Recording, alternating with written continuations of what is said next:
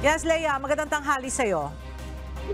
Magandang tanghali sa iyo, Ella. 8 kilo ng shabu na nagkakahalaga na mahigit sa 55 million pesos ang dumating nga sa Port of Clark mula sa Long Beach, California, USA noong December 17. Ang naturang shabu ay tinanggap o cleaning ng dating OFW na si Michael Florento na taga 13 Martires, Cavite.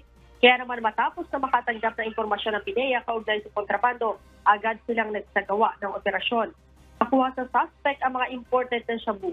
Si Florento ay nakakulong ngayon sa PIDEA San Fernando, Pampanga at nahaharap sa kaso paglabag sa Republic Act 9165 o Dangerous Drugs Act of 2002. Ella? Alright, maraming salamat, Leia Ilagan.